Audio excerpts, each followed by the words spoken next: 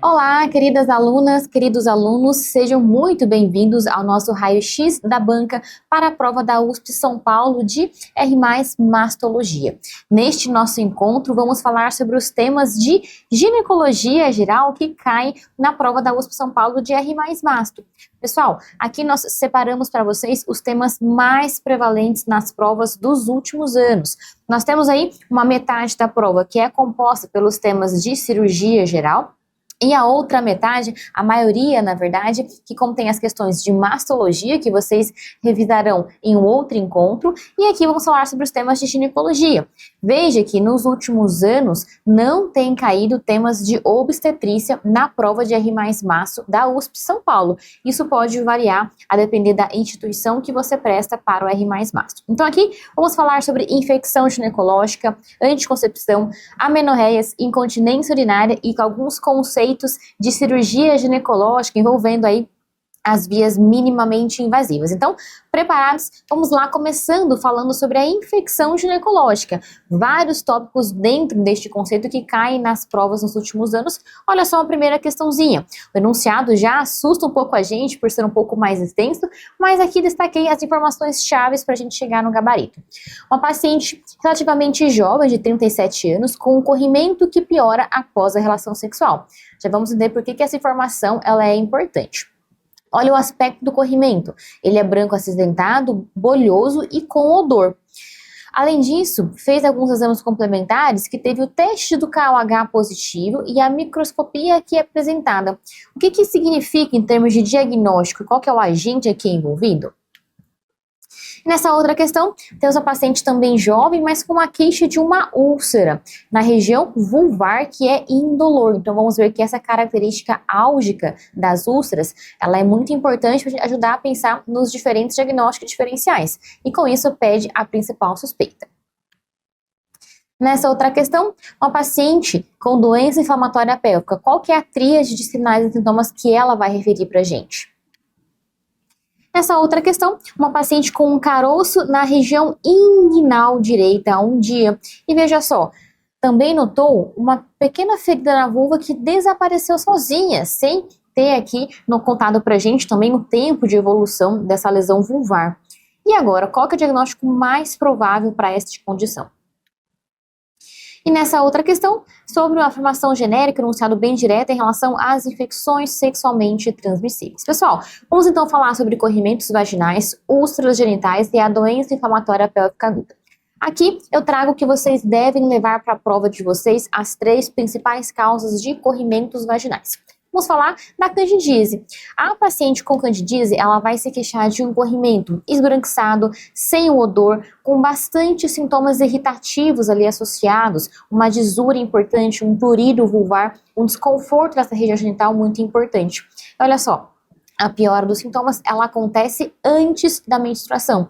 Essa é a informação que vai vir no enunciado para vocês. E por que isso? Porque a cândida, ela gosta de um pH mais ácido.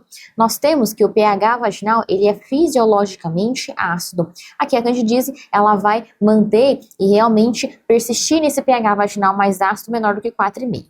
O teste das aminas consiste na aplicação dessa substância hidróxido de potássio na secreção vaginal. E quando que eu entendo que é um teste positivo? Quando após essa aplicação, exala-se um odor bastante desagradável no ambiente. Mas aqui na candidíase não tem-se esse odor, então por isso que nós falamos que o teste das aminas, ele é negativo. Feito o diagnóstico, nós vamos tratar com medicamentos aqui antifúngicos, que podem ser por via oral, como fluconazol, ou por via vaginal, listatina ou ainda miconazol. Atenção que nas pacientes gestantes, nós não podemos fazer o uso do fluconazol por via oral, apenas nos tratamentos pela via vaginal. Já a vaginose bacteriana, as pacientes elas vão se queixar de corrimento vaginal fétido, mais fluido, branco acinzentado. E olha só, muitas vezes o principal queixo que a paciente traz pra gente na vaginose é justamente esse odor desagradável, e nem tanto o aspecto ou a queixa do corrimento vaginal em si. Uma primeira diferença aqui com a candidíase é em relação à piora dos sintomas, que aqui na vaginose acontece sempre após a menstruação e após as relações sexuais. Por quê? A vaginose, ela gosta de um pH vaginal mais alcalino, acima do que 4,5. Nós entendemos como a fisiopatologia da vaginose, todo um desequilíbrio da população da microbiota vaginal, que a gente tem uma redução proporcional de lactobacilos e um aumento de outros tipos de populações bacterianas. O teste das aminas aqui na vaginose, ele está positivo. Então, quando eu aplico o KOH na secreção vaginal, exala-se um odor bastante desagradável. Se eu pegar a secreção e olhar numa microscopia, eu vou visualizar o achado das cluicels, ou células-alvo, em que eu tenho uma célula epitelial vaginal com esse formato poliédrico. A gente vai encontrar vários micro-organismos ali presentes, que muitas vezes torna difícil diferenciar os limites daquela célula e também entender o seu citoplasma. Outra forma de diagnosticar é através do score de Nugent, que vai aparecer essa informação para você. Quando ele vem maior ou igual a 7, temos que pensar no diagnóstico de vaginose. Fez o diagnóstico, vamos tratar com metronidazol. E aqui pode ser feito por via oral 2 vezes ao dia durante 7 dias, ou também pelo uso do creme vaginal. Outra condição que eu quero que vocês levem com vocês para a prova é a tricomonise. As pacientes elas vão se queixar de corrimento vaginal amarelo esverdeado, também com odor fétido, mas olha só, o grande detalhe da tricomonise é que esse corrimento ele vem acompanhado de uma colpite, então o colo uterino ele está acometido. Isso vai aparecer para vocês no enunciado como uma hiperemia de colo, ou a presença de petecas, colo em framboesa ou em morã. Diagnóstico pH vaginal alcalino, também como na vaginose, e na microscopia a gente consegue visualizar o protozoário com o seu flagelo. Teste das aminas pode estar positivo. Feito o diagnóstico, vamos tratar com metronidazol. E aqui, olha só, eu só posso tratar a tricomonise com metronidazol por via oral. Eu não posso utilizar cremes vaginais para tratar a tricomonise. E aqui, neste caso, eu posso realizar tanto o esquema em dose única, quanto o esquema em 7 dias, sendo que as referências mais recentes recomendam o uso por 7 dias do metronidazol para a tricomonise. Além disso, a tricomonise é uma infecção sexualmente transmissível, então nós temos que lembrar de tratar as parcerias sexuais. Em relação às úlceras genitais, pessoal, nós temos várias causas de úlceras, mas eu quero que você, na sua prova, quando aparecer uma questão de úlcera, que a primeira hipótese e a primeira causa que vem à sua mente são as infecções sexualmente transmissíveis, porque realmente são as principais causas. Mas lembrando que nós temos também úlceras de causas infecciosas que não são ISTs, sexualmente transmissíveis, e ainda nós temos outras causas de úlceras que não são infecciosas, e assim, por aparecimento de doenças autoimunes, por exemplo. Mas aqui eu trouxe para vocês as principais causas de úlceras relacionadas às ISTs. E olha só, o que é importante vocês terem em mente para ajudar, inclusive, a memorizar esses diferentes diagnósticos é conseguir agrupar características em comuns e diferenças entre cada uma dessas causas para ajudar a reconhecer o padrão que aparece na prova para gente. Então, se o enunciado falar para gente que a paciente tem uma úlcera que ela é indolor, essa é uma informação importante. Eu quero que você pense nesses 3 diagnósticos: sífilis, linfogranuloma venéreo e donovanose, tá? Veja que, no caso da sífilis, ela vai ter uma evolução mais aguda daquela úlcera. Já o linfogranuloma venéreo e a donovanose vão ter uma evolução mais arrastada, porque elas se tratam de quadros de infecções crônicas. Veja que, neste caso, do linfogranuloma venéreo e donovanose, inclusive uma informação que vai aparecer pra gente, é de uma paciente que tem um quadro inicial que passa desapercebido, depois aparece um outro quadro que demonstra a evolução mesmo dessa ST, que é realmente mais arrastada. Por outro lado, se ele fala informação pra gente do acometimento da linfadenopatia em região inguinal e se existe ou não o acúmulo de secreção, que é uma adenopatia em que supura e fistuliza, fique atento a essa característica. Por quê? Se falar que existe uma adenopatia inguinal importante que fistuliza em orifício único, pense em cancro mole. Agora, se ele conta pra gente que é uma adenopatia que fistuliza em múltiplos orifícios, eu quero que você pense em linfogranuloma venéreo. Ou a ausência de adenopatia, lembrar que a donovanose não existe a presença desses glândulos realmente acometidos, podem ter um certo edema que nós chamamos de pseudobubões. Então, pessoal, guardem essas características, semelhanças, diferenças entre cada uma delas, que vai ajudar a gente a chegar na hipótese diagnóstica que a questão pede pra gente. E vamos falar de uma outra condição da infecção ginecológica que é extremamente importante, que é um quadro de uma infecção mais grave, que nós chamamos do trato genital superior feminino, então uma infecção ascendente. Chamamos de doença inflamatória pélvica aguda, ou também pode aparecer doença inflamatória pélvica ou moléstia inflamatória pélvica aguda. Então veja que é uma infecção com caráter ascendente, começa na região do colo uterino, via vaginal, como a cervicite, que evolui para uma endometrite, acometimento de tubas uterinas, até envolvimento de ovários, podendo não haver a formação de abscessos subovarianos, e até atingir a cavidade abdominal. Quem são as pacientes com fatores de risco para desenvolverem doença inflamatória pélvica aguda? Aquelas que possuem um comportamento sexual de maior risco. Por quê? Os agentes envolvidos como causadores da DIPA são agentes associados às infecções sexualmente transmissíveis. Então, quais são os fatores de risco? Pacientes adolescentes, com múltiplas parcerias sexuais, aquelas que já contam pra gente algum histórico de infecção sexualmente transmissível e ainda com uso irregular de preservativos. Quais são os agentes envolvidos? Nós temos que é uma infecção polimicrobiana, mas destaco aqui para vocês a participação da clamídia e da Neisseria gonorreae. Outros agentes que nós podemos ter são anaeróbios, bacilos gram-negativos. Olha só, para o diagnóstico de doença inflamatória pélvica aguda, nós vamos precisar da presença de todos os critérios maiores mais um menor. E quem são os critérios maiores? Guarde a palavra dor, em que eu tenho dor, dor, dor, ou seja, dor em baixo ventre, dor à palpação anexial e dor à mobilização cervical. Critérios menores são a própria temperatura oral aumentada, 38,3, secreção vaginal cervical anormal, que muitas vezes é a queixa da paciente, corrimento mais purulento, provas inflamatórias aumentadas, quando eu consigo isolar o agente, seja gonococco clamídia, na análise por PCR, por exemplo, da coleta de amostra endocervical. Veja aqui, se eu tiver todos os critérios maiores, mais um menor, eu tenho então o diagnóstico de doença inflamatória pélvica aguda. Ou ainda, um critério elaborado isolado também já estabelece diagnóstico, seja uma imagem com a presença de um abscesso tubovariano no ultrassom na ressonância, ou mesmo a biópsia endometrial que demonstra endometrite, ou uma laparoscopia com sinais de infecção pélvica. Fiz o diagnóstico, vamos tratar a paciente. Eu posso oferecer esse tratamento de forma ambulatorial, ou eu tenho que internar e realizar pela via hospitalar. Quando eu opto por uma via ou outra, tem que avaliar primeiro o estado geral da nossa paciente, é uma paciente que está estável hemodinamicamente, se eu realmente tenho certeza que essa é a nossa principal hipótese diagnóstica. Se é uma paciente que ainda não foi tentado um antibiótico pela via oral, ou seja, ela realmente está em condições de iniciar essa opção de tratamento ambulatorial, ou ainda é uma paciente que não tem nenhuma comorbidade muito grave. Quando é que eu penso em internar? Se, ao contrário disso que eu falei para vocês, é uma paciente que está instável, com abscesso tubovariano, ou ela está refratária a um tratamento clínico que já é iniciado anteriormente, ou mesmo até uma própria intolerância a receber essas medicações pela via oral.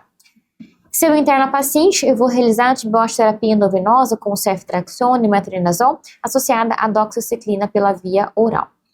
No caso do tratamento pela via ambulatorial, vamos prescrever ceftriaxone em dose única, azitromicina ou doxiciclina associado ao metronidazol pela via oral. Lembrando que, se a gente propõe o tratamento de forma ambulatorial para paciente com DIPA, nós vamos orientá-la a retornar no ambiente de saúde dali a 48 ou 72 horas para uma reavaliação, a gente avaliar se ela realmente teve ali uma melhora do quadro clínico. Então, nas nossas questõezinhas, voltando então. Aqui veja que é uma paciente com essa queixa de corrimento que piora após a relação, com odor fétido, branco acinzentado e bolhoso. E o teste das aminas veio positivo. E o que a gente observa aqui nessa microscopia? Veja, pessoal, que esse é o achado das nossas cluicels, ou células-alvo, em que eu tenho a nossa célula epitelial vaginal aqui poliédrica, o nosso núcleo, e aqui, olha só, está recheada de micro-organismos, que eu mal consigo delimitar o limite desse citoplasma. Então, isso é uma cluicel. Qual que é o diagnóstico aqui, então? Ficamos com a hipótese da vaginose bacteriana e nós temos como agente, podendo envolver bactérias como Gardnerella, Mobiluncus, Escherichia, é que está contido na alternativa D de dado. A tricomoníase, nós não encontraríamos as cluicels. Candidíase e vaginose citolítica são condições em que nós temos um pH vaginal ácido. Lembrando que a vaginose citolítica, ela é uma condição um pouco mais rara, mas em que nós temos uma proliferação excessiva dos lactobacilos, com uma acidez muito importante. Nessa questão, uma paciente com essa queixa de uma úlcera indolor. Pessoal, úlcera indolor, quais são os diagnósticos que nós temos que lembrar? Sífilis, linfogranuloma venéreo e donovanose. Mas veja que não vem acompanhado de linfadenopatia inguinal, que é algo muito importante no linfogranuloma venéreo, então já excluímos essa opção. E pensa que a partir desses achados, qual que é a principal suspeita? Pela prevalência, a nossa principal suspeita entre sífilis e donovanose, ficamos realmente com a letra A sífilis, que é o nosso diagnóstico. Herpes genital e cancro mole são causas de úlceras bastante dolorosas. O herpes com aquele aparecimento de vesículas, uma base permeada, e o cancro mole, aquela úlcera com aspecto mais fétido, purulento. Nessa questãozinha, a tríade de sinais e sintomas para a doença inflamatória pélvica. Veja só, eu vou ter uma paciente que vai se queixar de dor pélvica, dor, a mobilização do colo e anexos, que fala realmente aqui nossos critérios maiores, e um critério menor associado à febre, justamente o que está na letra D de dado. Letra A, disúria não tem relação. Letra B, sangramento genital também não é um critério diagnóstico para DIPA. E C, a própria disúria também, como nós falamos, também não é essa alternativa correta, ficamos com a letra D. E nessa outra questão, traz uma paciente jovem que ela começou com um caroço na região inguinal, que era doloroso. Então aqui, alguma adenopatia importante na região inguinal. Só que ela também percebeu uma feridinha na vulva que desapareceu sozinha, não sabemos aqui há quanto tempo. E olha o destaque que a questão dá pra gente para essa linfonodomegalia inguinal com ponto de flutuação e sem lesões nos genitais externos. Qual que é o agente mais provável? Aqui, pessoal, nós vamos pensar como principal causa uma patologia de ST que realmente tem um movimento inguinal muito importante, que nós falamos aqui, até no nome da doença nós pensamos no linfogranuloma venéreo, que é causada pela Chlamydia trachomatis. Letra C é a nossa principal e mais provável hipótese aqui. A Haemophilus ducreyi é um causador do cancro mole. Veja que o cancro mole teria uma úlcera vulvar bastante exuberante, né, dolorosa, fétida, que não é o caso aqui. A Klebsiella granulomatis, causadora da donovanose, veja que neste caso não teria uma adenopatia envolvida. E o treponema pálido, um cancro duro, não tem essa relação tão importante com esses pontos de flutuação na região da adenomegalia inguinal. Então ficamos com a letra C, realmente o mais provável. E nessa outra questão sobre as ISTs. Letra A. O linfogranuloma venéreo se caracteriza por uma úlcera genital fugaz e indolor sem acometimento de linfonodos regionais? Errado, pessoal. Nós temos um acometimento muito importante. B. A donovanose, ela tem como característica marcante a presença de lesões dolorosas? Não, vimos que são lesões indolores. C. No cancro mole surgem úlceras indolores? Não, são úlceras dolorosas do cancro mole. E D. Na sífilis primária, observa-se uma ulceração de fundo limpo, única, indolor e com bordas endurecidas e elevadas. Perfeito, aqui ele descreveu corretamente a característica da sífilis primária com cancro duro. Então, realmente, letra D é o nosso gabarito. Vamos agora falar sobre o nosso segundo tema, que é a anticoncepção. Então, olha só como cai pra gente na prova uma mulher de 28 anos em que ela está amamentando pós-parto normal. Qual que é a melhor opção para ela não engravidar? Para ela se proteger contra a gravidez? Nessa outra questão, traz uma paciente que tem 38 anos e é tabagista. Quais são as duas informações mesmo que nós temos que nos atentarmos quando vamos prescrever algum método contraceptivo para uma paciente tabagista? Nessa questão, uma paciente de 29 anos em que ela vem em atendimento para iniciar um método contraceptivo. Veja que ela teve uma trombose venosa profunda. Qual que então é o método recomendado para ela? Pessoal, quando nós vamos iniciar algum método contraceptivo para alguma paciente, a gente tem que ter em mente quais métodos estão disponíveis para ela usar, quais que ela pode usar e qual que ela tem interesse. Para a gente saber explicar para ela e indicar a melhor opção, nós temos que ter ciência das várias opções de métodos que nós temos disponíveis. Então veja só, nós temos métodos cirúrgicos, que são aqueles que garantem a esterilização definitiva, laqueadura tubária nas mulheres e a vasectomia nos homens. Lembrando que nós temos uma lei que regula a realização destes métodos cirúrgicos, em que nós temos que obedecer a alguns critérios para que eles sejam possíveis de realização, como por exemplo, uma idade mínima de 21 anos ou 2 filhos vivos. Além disso, não é necessário mais autorização do cônjuge para poder ser candidata à realização dessa esterilização, e também pode ser feita no momento do parto, desde que também obedeça um intervalo de 60 dias entre manifestar o desejo e assinar o termo e a realização da cirurgia em si. Métodos comportamentais, que são aqueles baseados na própria percepção de fertilidade da paciente. Então, a tabelinha em que a paciente ela anota as durações dos seus ciclos menstruais nos últimos meses e ela, então, calcula qual que é o período fértil daquele mês e ela vai evitar a relação sexual naquele período. Billings é a avaliação do muco cervical, em que a paciente, a partir do que ela entende da característica do muco cervical, ela consegue predizer se ela está próxima ou não da ovulação, se a ovulação já ocorreu ou não. Por exemplo, se temos um muco mais espesso, endurecido, isso demonstra uma ação progestagênica muito importante sobre o muco, que acontece na segunda metade do ciclo menstrual, depois da ovulação, com essa ação da progesterona. Então isso diz pra gente que a paciente, a ovulação já aconteceu, ela estaria mais segura para ter relação sexual.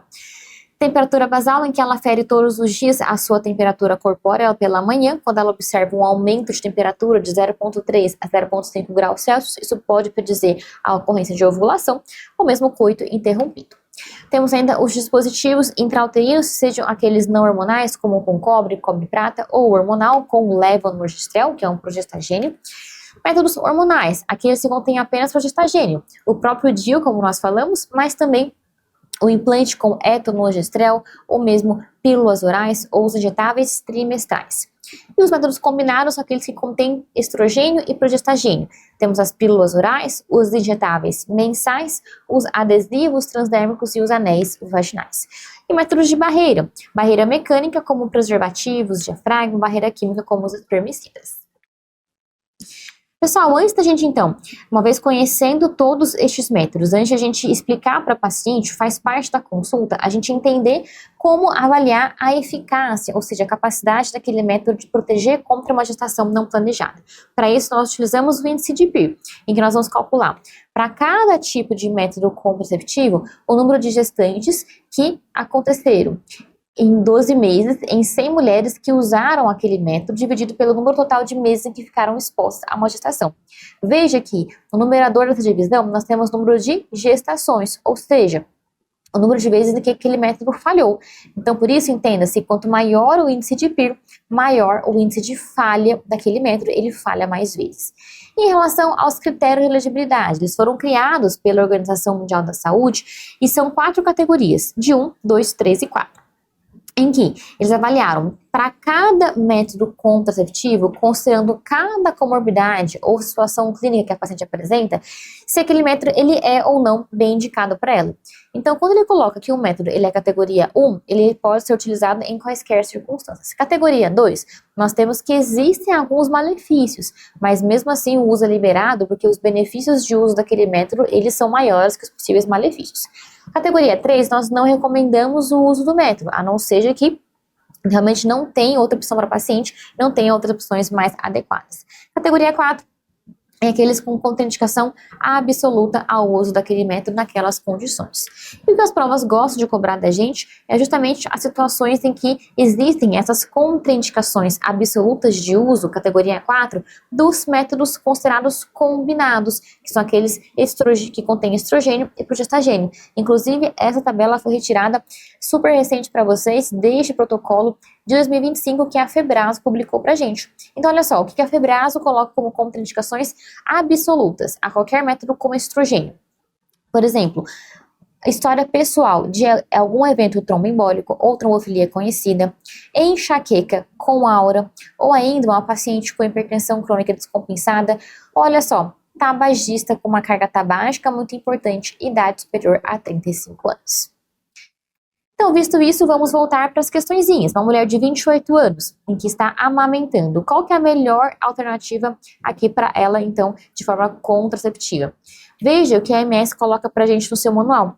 Ela coloca aqui pacientes que estão amamentando a menos de 6 semanas do parto, ou entre 6 semanas e 6 meses. Veja que, independente dessa situação, os métodos que contêm apenas progestagênio, eles são liberados para uso, são categoria 1 e 2. Veja que os métodos combinados, eles têm uma contraindicação absoluta de uso nas primeiras 6 semanas após o parto. Por isso, então, nós ficamos como nosso gabarito justamente a letra A, que fala que os contraceptivos com progestagênio isolado, eles são, sim, uma boa opção. Mas vamos entender as demais. A letra B fala: os contraceptivos hormonais combinados de última geração com menores doses podem ser usados? Não, as são categoria 4. C. O ideal é o uso de preservativo, pois todos os hormônios afetam a lactação? Não, nós temos sim liberação de uso para aqueles que contêm apenas progestagênio, que não pode é o estrogênio. D. O DIU está contraindicado? Não, o DIU ele pode sim ser utilizado respeitando os seus períodos de inserção. Então, realmente, letra A é a nossa resposta. Nessa questão, uma paciente que procura orientação sobre contracepção, ela tem 38 anos e ela fuma 17 cigarros por dia. Então, lembra, pessoal, que pacientes com mais do que 35 anos de idade e que fumam mais do que 15 cigarros por dia, elas têm contraindicação absoluta ao uso de qualquer método que contenha estrogênio. Então, nós vamos contraindicar para ela anel vaginal, injetável mensal e o anticoncepcional combinado oral. Ficaremos como opção mais adequada para ela o próprio injetável trimestral. Essa questão é uma paciente de 29 anos, em que ela quer iniciar algum método contraceptivo, mas veja que ela tem essa história pessoal de uma trombose venosa profunda, um antecedente tromboembólico. Então, ela não pode usar métodos combinados. Então, não vou indicar para ela o anel, nem o adesivo e nem a pílula oral, e sim o dispositivo intrauterino de cobre. Vamos agora falar sobre amenorreias. Pessoal, olha só como cai pra gente nas questões das provas.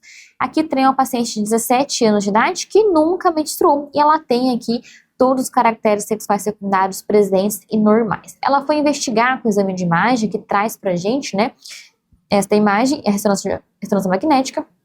E olha só, veja que aqui ele mostra que essa é a região da cavidade endometrial e aqui são os 2/3 da vagina. O que será que é esse líquido acumulado aqui na região vaginal?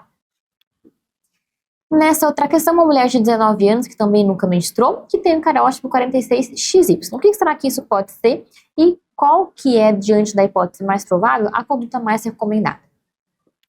Vamos falar então sobre a amenorreias. A amenorreias traduz pra gente uma situação de ausência de menstruação.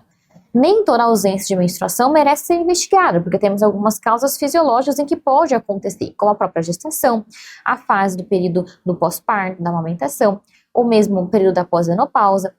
Quando então que nós vamos investigar? Nós estabelecemos algumas situações clínicas e com isso conseguimos dividir em causa de amenorreia que chamamos de primária e outro contexto de amenorreia secundária. O que significa uma amenorreia primária? É aquela paciente que nunca menstruou na vida, ela não teve a menarca, a primeira menstruação, e já possui pelo menos 13 anos de idade, ainda sem caracteres sexuais secundários, eu já vou começar a investigar mesmo assim, ou aos 15 anos já com os caracteres sexuais secundários. Para eu pensar nas diferentes causas de amenorreia, seja primária ou secundária, a gente tem que relembrar daqueles 4 compartimentos que regulam o nosso eixo, o nosso ciclo menstrual, que diz respeito ao hipotálamo, hipófise, ovários, estruturas canaliculares, útero e vagina. Veja que um problema específico em cada um desses compartimentos pode resultar numa falha dessa regulação, que vai então culminar com a ausência de menstruação.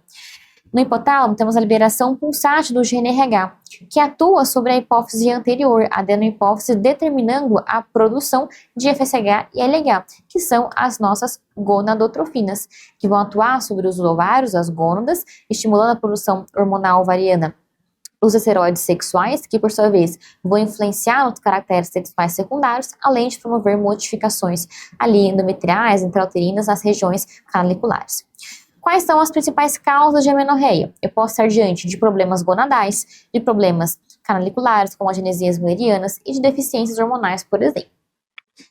Como que eu vou investigar? Então, eu tenho uma paciente que está com ausência de menstruação e eu vou avaliar níveis de FSH, LH e um ultrassom pélvico. Por quê?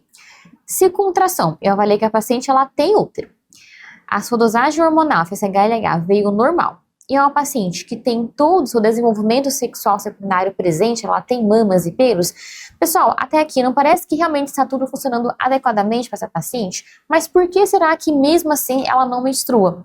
Veja que nessa situação eu vou pensar em causas de uma obstrução à saída do fluxo menstrual.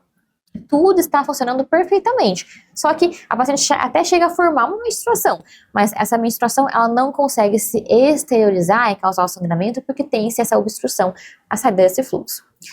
Ou, outro contexto, eu tenho outro presente, mas uma paciente que não tem caracteres sexuais secundários, então não tem mamas, por exemplo. FSH e LH, eles estão baixos. Veja só, se eu tenho níveis baixos de FSH e LH, eu vou pensar como problemas na região hipofisária ou na região hipotalâmica, porque ou falta o regulador da produção de FSH e LH, ou falta aqui o produtor. Então, por isso eu vou pedir, por exemplo, um exame de imagem de sistema nervoso central.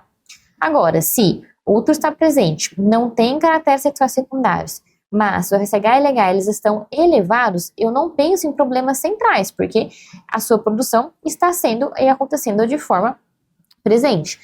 Mas o que será que pode acontecer e estar diante de uma situação em que gera esses níveis elevados de FSH e LH? Possivelmente porque a gônada não está trabalhando. Então, o FSH e LH ele se eleva para conseguir estimular essa gônada que está preguiçosa. Então, por isso, nessa situação, eu vou pensar em problemas gonadais, que aí eu posso, para ajudar na investigação, pedir um cariótipo para eu pensar em uma síndrome de Turner, em que eu tenho gônadas genéticas com cariótipo 45X0, ou síndrome de Swyer, em que eu tenho cariótipo 46XY, ou uma genesia gonadal pura com cariótipo 46XX. Agora, se o útero está ausente, eu vou pensar em síndrome de Marfan-Kuster-Hauser, que é uma causa de uma genesia mulleriana, em que não tem, então, o desenvolvimento adequado dos ductos de Miller, que são aquelas estruturas embrionárias que formam útero, tubas e os terços superiores da vagina, ou mesmo a síndrome de Morris, que é a insensibilidade aos androgênios, em que eu tenho um cariótipo 46XY, ou seja, cromossomo Y presente, eu vou ter genitália interna masculina, produção de androgênios, mas androgênios que não exercem a sua atuação adequada por um defeito nessa sinalização do receptor de androgênios. Então, olha só nessa questão, a paciente em que ela nunca menstruou, então a menorreia primária, já tem 17 anos e tem todos os caracteres sexuais secundários normais. O que chama a atenção neste exame de imagem? Veja que eu tenho aqui cavidade endometrial e tenho todo esse acúmulo de sangue, pessoal. Isso aqui é menstruação acumulada, que não consegue se exteriorizar, porque possivelmente tem algum septo vaginal transverso aqui que está obstruindo essa saída e gerando todo esse acúmulo nessa região. Qual que é a conduta? Eu tenho que desobstruir e liberar essa via de saída para essa menstruação, que justamente consiste na letra B, ressecção do septo vaginal. Eu não posso apenas drenar, porque senão vai recidivar o problema no próximo ciclo menstrual. Então, sim, eu penso no septo vaginal transverso como uma possível causa e vou proceder à sua ressecção. E nessa questão, a paciente com cariótipo 46XY, que nunca menstruou, e ela tem a presença de caracteres sexuais femininos, ou seja, ela tem presença de mamas, por exemplo. O que eu penso como diagnóstico aqui? Possivelmente a síndrome da sensibilidade aos androgênios, em que eu tenho esse cariótipo 46XY, mas o que acontece? Os androgênios presentes, eles não conseguem exercer a sua atuação em receptor de androgênio, então eles ficam lá circulando. Esses androgênios, eles são então convertidos perifericamente em estrogênios, e uma vez convertidos em estrogênio, eles conseguem garantir e promover o desenvolvimento das mamas, gerando então esses caracteres femininos presentes. Qual é a conduta diante da hipótese da síndrome de Morris?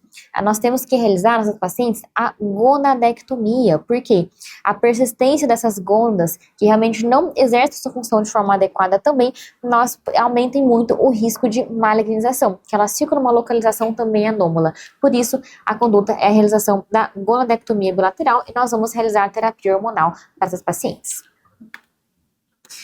E essa outra questão, paciente de 23 anos, com anorexia nervosa, e ela não menstrua. A questão quer saber por que ela não menstrua, qual que é o mecanismo que explica essa menorreia. E nessa outra questão, uma paciente de 20 anos, em que ela tem síndrome dos ovários policísticos, e ela iniciou o contraceptivo hormonal oral combinado. Só que mesmo assim, ela conseguiu regularizar o seu ciclo, mas a amplificação a incomoda ainda. Qual que é a conduta, então, mais adequada aqui? Nessa outra questão, uma paciente de 25 anos que está também sem menstruar desde a sua última gestação. E olha só o detalhe da questão. É uma paciente em que ela fez um procedimento aqui, em que ela foi submetida até o diagnóstico de abortamento incompleto. E veja que depois deste diagnóstico de abortamento, que ela começou então com esse quadro de ausência de menstruação. Qual que foi o exame realizado aqui apresentado nesta imagem e qual que é o achado que pode ser observado? Vamos falar agora de amenorreia secundária. Qual que é a diferença aqui? Primeiro, aquela paciente que já teve uma menstruação na vida, ela já teve a sua menarca, mas ela fica um período sem menstruar. Qual o período? Mínimo de 3 meses naquelas pacientes que menstruam regularmente ou 6 meses naquelas com ciclos irregulares? Eu vou pensar que a principal causa disparado é a própria gestação e outras causas fisiológicas como menopausa ou lactação. Mas veja que eu tenho alguns distúrbios endocrinológicos importantes aqui como causa de amenorreia secundária, que é a própria síndrome dos ovários policísticos, hiperlactinemia, IOP ou ainda alterações canaliculares como as sinéquias intrauterinas. Qual que é o nosso roteiro diagnóstico, então? Eu vou afastar a gestação sempre, então, beta-HCG, a informação de uso de métodos contraceptivos, e posso pesquisar o FSH. Se o FSH vem diminuído, eu vou pensar em alterações do sistema nervoso central, então, ou seja, ou falta o regulador, ou falta quem produz. Então, eu posso pedir uma neuroimagem. Se o FSH ele veio aumentado, ou seja, está produzindo bastante essa hipófise, porque a gônada está trabalhando de menos, então tem que estimular essa gônada preguiçosa. Então, eu vou pensar em causas ovarianas. Agora, se o FSH veio normal, eu vou pensar em outras causas hormonais, como prolactina ou outros hormônios tiroidianos que podem resultar nessa alteração menstrual. E olha só, eu destaco aqui para vocês esse distúrbio endocrinológico que também é muito importante e muito frequente nas provas para gente, que é a síndrome dos ovários policísticos. Essa é uma situação, pessoal, que é um diagnóstico de exclusão. Eu vou pensar em suspeitar da SOP quando eu tenho a presença e diagnosticá-la de dois dos seguintes 3 critérios, que são hiperandrogenismo clínico ou laboratorial, ou seja, elevação de dosagens hormonais de androgênios associada a acne, alopécia, aumento de pilificação, ou ainda também alterações ovulatórias, então irregularidade menstrual ou amenorreia, e ainda um aspecto no ultrassom de ovários policísticos, seja com volume ovariano aumentado ou com essa contagem acima de 20 aí folículos. Ou ainda níveis elevados do hormônio antimulleriano, em geral 3.2. Mas olha só, pessoal, 2 de 3 critérios eu tenho que pensar em SOP e diagnosticá-la, mas desde que eu afastei outras possíveis causas para estes sintomas e sinais, porque a SOP ela é um diagnóstico de exclusão. E se a paciente apresenta ciclos menstruais irregulares e sinais de hiperandrogenismo, depois que já excluí outras causas, eu não preciso pedir um ultrassom e nem a dosagem de AMH para ela. Cuidado nas adolescentes, por quê? Aqui o diagnóstico ele é mais específico e vão exigir a presença de ambos os critérios, que são hiperandrogenismo e disfunção ovulatória. O ultrassom e a AMH não são recomendados para as adolescentes, porque eles têm uma baixa especificidade nessa faixa etária, que é até 8 anos após a primeira menstruação. Voltando então para a questãozinha, uma paciente com anorexia nervosa, o que explica a ocorrência dessa amenorreia? Pessoal, essa também é uma causa de amenorreia secundária, em que nós temos uma alteração do compartimento hipotalâmico, situações em que eu tenho uma baixíssima disponibilidade energética, ou uma demanda muito alta, sejam por uma atividade física muito extenuante, atleta de alta performance, ou mesmo anorexia nervosa, bulimia, eu tenho uma situação em que isso interfere na pulsatilidade do GNRH, interferindo também nos níveis da leptina. Com isso, as pacientes elas vão entrar em menorreia porque interferem em toda a regulação do nosso eixo que começa lá com o GNRH. O mesmo acontece quando tem situações de muito estresse, alterações do cortisol podem também interferir nessa pulsatilidade. Por isso, então, o mecanismo é justamente a letra D, o comprometimento da liberação pulsátil do GNRH. E essa questão traz uma paciente que tem diagnóstico de SOP e ela quer melhorar a sua purificação. Veja que, então, eu vou tratar a paciente com SOP guiado pela queixa que ela apresenta. Para a sua irregularidade menstrual, a gente pode utilizar algum método contraceptivo, que ela já faz uso aqui no caso, ou ainda a gente pode utilizar, e para androgenismo, a gente pode utilizar medicações antiandrogênicas. Uma opção é a própria espirulactona, que é justamente o que está contido na letra B. Mas veja que nós vamos manter a pílula combinada, desde que não tenha, claro, outras contraindicações, porque o componente do etilenoestradiol, ele ajuda também nessa atuação da melhora do hiperandrogenismo, por conta ali da interferência nos níveis da SHBG, que a gente reduz, então, a quantidade de hormônio androgênio circulante. E nessa questão, uma paciente que está sem menstruar desde que ela teve aquele diagnóstico de abortamento. Possivelmente, o que pode ter acontecido aqui é ela ter realizado algum procedimento intraútero, como uma curetagem intrauterina, por exemplo. Porque, olha só, qual que é esse exame? Aqui é um exame de uma histeroscopia, em que eu coloco uma câmera dentro da cavidade intrauterina e eu consigo visualizar esse achado desta sinéquia intrauterina, que corresponde a uma das causas de amenorreia secundária que nós chamamos de síndrome de Asherman. Então aqui, qual que é o exame? É uma esteroscopia e qual que é o achado? As sinéquias intrauterinas. Vamos falar de mais um tema, respirem fundo, sobre incontinência urinária. Então agora virando a nossa chavinha para a mente da uroginecologia. Olha essa questãozinha, uma paciente de 60 anos, já menopausada há 9 anos, com urgência miccional. E ela tem um glaucoma de ângulo agudo. O que está mais indicado de tratamento para ela nessas condições? Essa questão é bem direta e sucinta sobre incontinência urinária de esforço. O que nós temos que relembrar sobre esse diagnóstico? E aqui uma paciente com 43 anos, com perda urinária aos esforços, vejo em que ela já foi submetida aqui à cirurgia de correção com o sling. Mas no que se baseia a correção por sling? E nessa questão, é uma paciente que refere perda de urina associada às atividades físicas. Então, ou seja, uma perda urinária aos esforços. Quanto a isso, o que é correto a gente afirmar? Então, vamos lembrar da queixa de incontinência urinária. Então, veja que o próprio nome já diz, é toda perda involuntária de urina. A gente vai ter incontinência urinária por esforço e aquela por urgência. Sendo que a de esforço, como o próprio nome já diz, é aquela que vem associada a esforços como espirro, tosse, academia, corridas, dos mais variados tipos. O diagnóstico, pessoal, ele é clínico, em que nós vamos na avaliação do exame físico observar a perda urinária durante a manobra de valsalva, ou eu posso realizar alguns testes, como pedir para o paciente utilizar um absorvente seco, fazer alguma caminhada e avaliar depois e pesar esse absorvente se teve alguma perda ali urinária, ou ainda o teste do cotonete, em que eu avalio se existe uma hipermobilidade desse colo vesical, que é um dos mecanismos que explicam a fisiopatologia da incontinência por esforço. Quais exames complementares que nós vamos pedir aqui?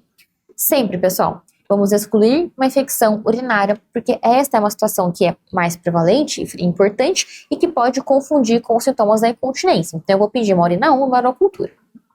E o estudo urodinâmico? Eu peço sempre? Não, apenas em algumas situações específicas, como aquela paciente que tem pra gente sintomas mistos, como esforço e urgência, ou aquela em que ela está refratária a medidas comportamentais, então vou pensar em alguma cirurgia para ela, ou outros casos mais complexos. Feito o diagnóstico, como que nós vamos tratar? Iniciando com medidas comportamentais, tratamento conservador, seja com o uso de fisioterapia pélvica, fortalecimento dos exercícios perineais, garantindo uma maior consciência corporal. Também associar o uso de estrogenoterapia tópica vaginal e também dispositivos de energias. Diante da sua refratariedade, vamos realizar a cirurgia, em que se baseia no apoio da região do colo vesical em toda a situação que leva a esse aumento da pressão intraabdominal. Quais são as técnicas cirúrgicas possíveis? A gente pode realizar a cirurgia de Burch, menos feita atualmente, que consiste na suspensão dessa parede vaginal anterior e todo esse tecido que está ali na região periuretral e perivesical, ou mesmo os slings de uretra média, em que eu posso passar o sling pela via retropúbica ou pela via transobturatória. Sendo que a via retropúbica é aquela de escolha para as pacientes com perdas de pressões mais baixas, né, menos do que 60 centímetros de água, e o transobturatório para aquelas pacientes em que tem uma perda a pressões mais altas, ou seja, 90 centímetros de água.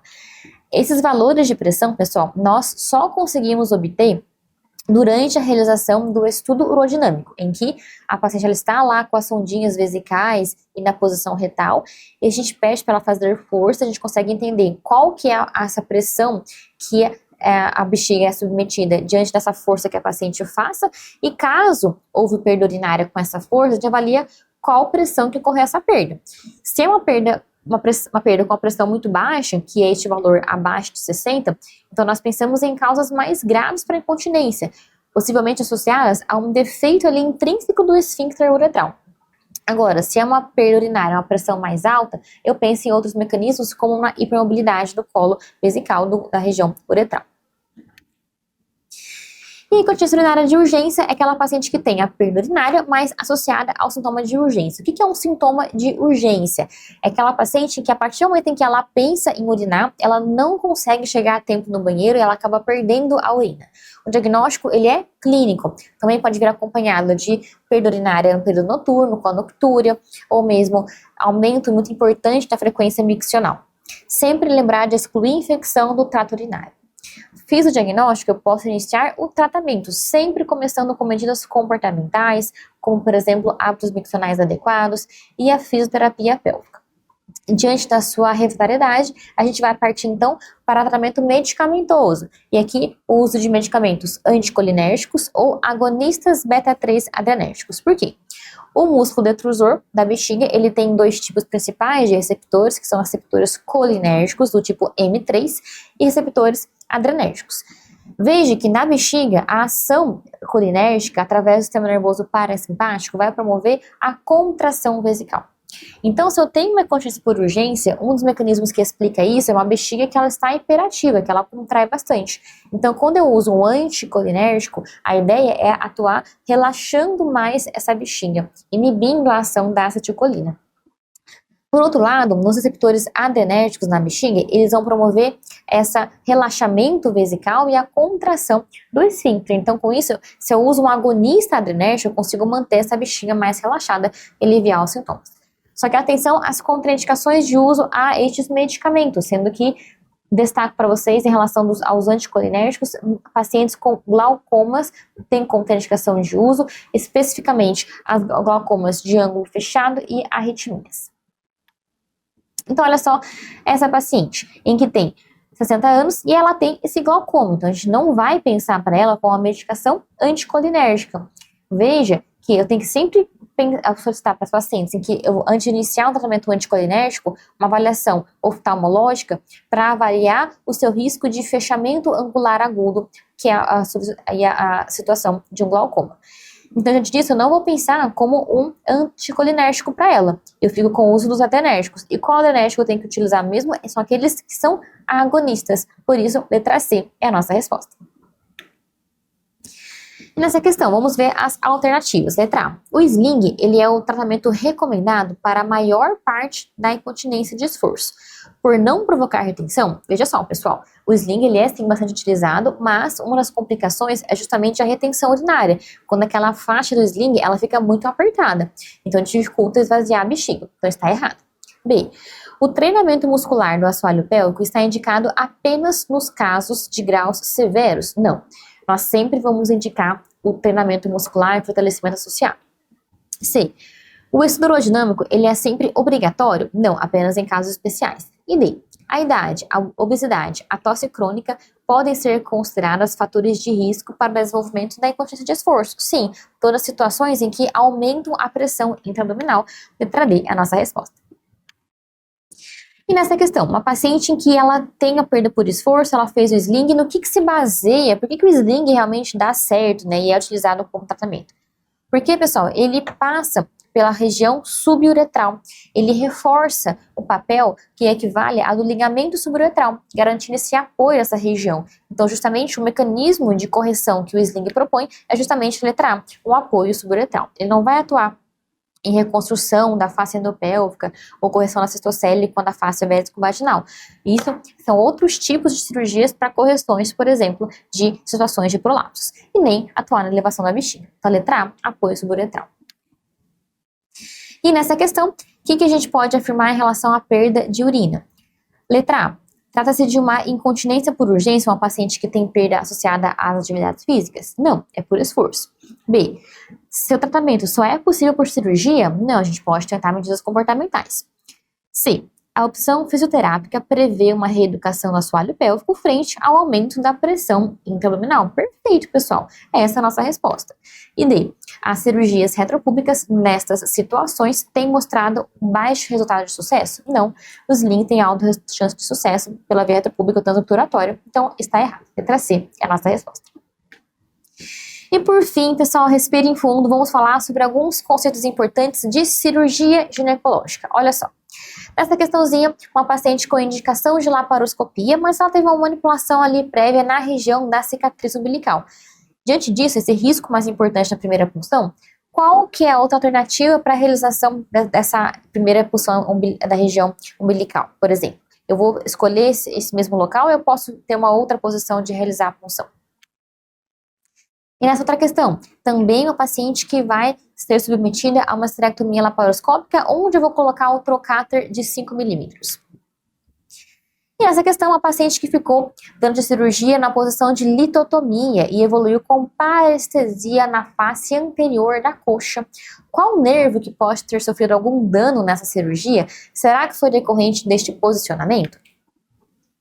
E nessa questão, uma paciente que vai ser submetida a uma linfadenectomia pélvica. Qual mesmo é a estrutura anatômica que é importante a gente ter identificado para guiar nessa realização dessa linfadenectomia?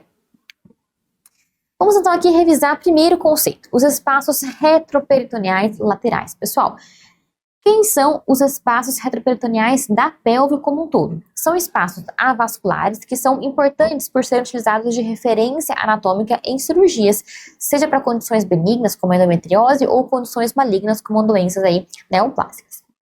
Nós temos destaque para vocês um desses espaços, que é o espaço pararetal, utilizado nas cirurgias ginecológicas. Veja só, que o seu limite anterior é justamente a região aqui da base do ligamento cardinal, incluindo o parametro, a região sobre o ureter, e o paracolpo abaixo do ureter. Aqui está nosso espaço pararetal. Lateralmente a esse espaço, nós temos a artéria ilíaca interna hipogástrica. Medialmente, nós vamos ter aqui o ápice dos ligamentos uterossacros, e aqui toda a borda lateral do reto e mesorreto. Posteriormente, aqui a curvatura do sacro lateral. Superiormente, então, o teto deste espaço é o folheto posterior do ligamento largo. E a base dele, o seu chão, é justamente toda a musculatura do assoalho pélvico, principalmente o levantador do ânus. Então, eu destaco esse espaço pararetal, que é utilizado aí pra gente como referência importante. E ainda, durante algumas cirurgias ginecológicas, existe a realização da linfadenectomia pélvica, que para isso nós temos que conhecer alguns limites importantes para saber até onde nós vamos dissecar. O que vai definir esse limite é justamente essas estruturas aqui.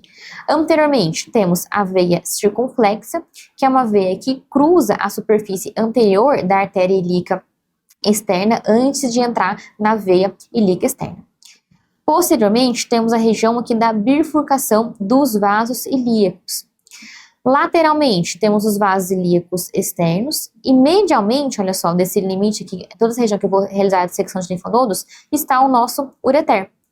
E profundo, nosso limite, que entendemos e que chegamos no nosso limite profundo da pelve, é quando encontramos o nervo obturador aqui representado. Quais são relações anatômicas importantes? Os ureteres, eles passam anteriormente às artérias ilíacas comuns ou ilíacas externas bilateralmente, então eles se posicionam junto às paredes laterais aqui da pelve. E em relação aos diferentes tipos de posicionamento das pacientes nas cirurgias ginecológicas, a gente tem as duas mais utilizadas, que é a posição semiginecológica, que é utilizada na cirurgia laparoscópica e robótica, e a posição de litotomia, aqui apresentada, em que a gente utiliza nas cirurgias vaginais, perineais principalmente. A semiginecológica é essa em que as pernas elas ficam semi-afastadas, apoiadas aqui nessas perneiras com essas boltas, e elas ficam um nível mais abaixo do que o nível da própria mesa da paciente. Quais são lesões nervosas que podem estar associadas a esses diferentes tipos de posicionamento e mais importante, qual é a sua consequência para a gente saber reconhecer no pós-operatório das pacientes? Então, olha só, eu posso ter lesão do nervo fibular comum, em que as pacientes elas vão ter o pé caído ou parestesias mais na face lateral da perna e o dorso do pé. A lesão do nervo femoral, que é justamente a fraqueza do quadríceps e a perda sensitiva nessa face anterior da perna. O nervo obturador vai ter o déficit motor ali dos adutores. O nervo cutâneo femoral, que é essa parestesia e dor nessa face também aqui lateral anterior da coxa. E o nervo ciático, que vão ter esses déficits motores sensitivos mais extensos e acometendo toda a região da perna. E ainda, dentre os princípios da cirurgia videolaparoscópica, vamos relembrar os principais portais que nós utilizamos. Então, usamos uma incisão umbilical de 11 milímetros, na grande maioria das vezes, e incisões acessórias, em que nós vamos realizar na região de fossa ilíaca direita, esquerda e aqui no hipogástrico com os trocáteres de 5 milímetros para inserção das pinças acessórias. Veja que esses laterais, eles são realizados no nível superior à espinha ilíaca superior, aqui, e geralmente de 6 a 8 centímetros laterais à linha média do abdômen, depende aí do tamanho da paciente. Veja que as lesões vasculares, elas mais geralmente acontecem durante a realização da primeira punção umbilical. E esses trocáteres acessórios, eles são posicionados mais aqui lateralmente, justamente para a gente afastar das artérias epigástricas inferiores. Um outro local de punção que a gente deve conhecer é a punção de Palmer, em que é uma punção acessória quando a gente tem uma dificuldade de acesso à região umbilical, em que nós vamos escolher esse ponto no hipocôndrio esquerdo, aqui a 3 centímetros abaixo do rebordo costal e na direção daqui da nossa linha hemiclavicular. Então, 3 centímetros abaixo aqui do rebordo costal, da região do hipocôndrio esquerdo, na linha hemiclavicular. Então, voltando para as questõezinhas, olha só, uma paciente que teve esse antecedente de manipulação na cicatriz umbilical. Onde que eu posso ter um local alternativo da punção com agulha de Veres? Eu posso utilizar o ponto de Palmer, que é na região do hipocôndrio esquerdo, abaixo do rebordo costal, na linha hemiclavicular. E nessa outra questão, onde que é o local ideal para eu introduzir o trocáter de 5 milímetros? Veja que é na região mais lateral, em que eu vou então estar superior à síntese púbica ou à espinha ilíaca anterosuperior e 8 centímetros lateral à linha mediana da paciente, então nas laterais para fugir das artérias epigástricas inferiores. E nessa outra questão, a paciente que ficou na posição de litotomia, e ela está com essa parestesia nessa face mais anterior da coxa. Qual nervo pode ter sofrido dano? O nervo femoral, o nervo cutâneo femoral, justamente a letra C, é o nosso gabarito. E nessa questão, a paciente que vai ser submetida à linfadenectomia pélvica. Qual que é a estrutura anatômica corretamente utilizada como limite cirúrgico? Veja, pessoal, que o nosso limite medial, como nós vimos, é exatamente o ureter. O medial para a realização da toda a linfadenectomia da paciente. Então, esse é o nosso limite da parte medial que nós utilizamos, a letra C, o nosso gabarito. Pessoal, essa foi a nossa revisão dos temas de ginecologia para a prova de R+ Masto da USP São Paulo. Muito obrigada pela atenção de vocês, uma ótima prova, contem sempre com a gente. Um abraço e até a próxima.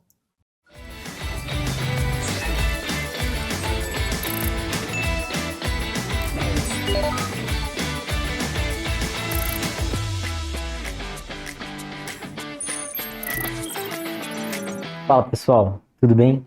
Eu me chamo Pier Paulo. Eu vou dar aqui para vocês o raio-x das bancas da USP São Paulo.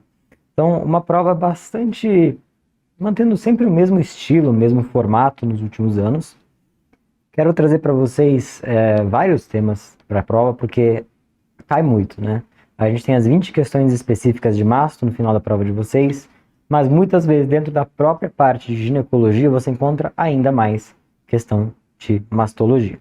Então, temas que vão cair na prova de vocês. Óbvio, câncer de mama, né? A gente não espera ver uma prova de mastologia de R+ da USP que não caia pelo menos umas 4 ou 5 questões especificamente sobre câncer de mama. Outros temas muito irrelevantes são radiomasto, parte de genética, então pacientes são mutações de maior risco, rastreio, tanto em populações de risco habitual quanto nas populações de alto risco. Dor mamária, fluxo papilar, são temas dentro da parte mais benigna de mama que valem a pena ter revisado recentemente, né? E REC mama é um tema também super recente que tem caído cada vez mais na prova da USP. Ano passado, se não me engano, foram umas 3, 4 questões nesse tema, então também é muito importante. A prova é sempre muito justa, muito conceitual. Ela não traz multimídia pra gente, né? Quem sabe esse ano aumenta um pouquinho, mas no geral é uma prova texto, né? Uma prova com caso clínico, respostas curtas, caso clínico, respostas curtas. E todo ano cai muito da mesma coisa.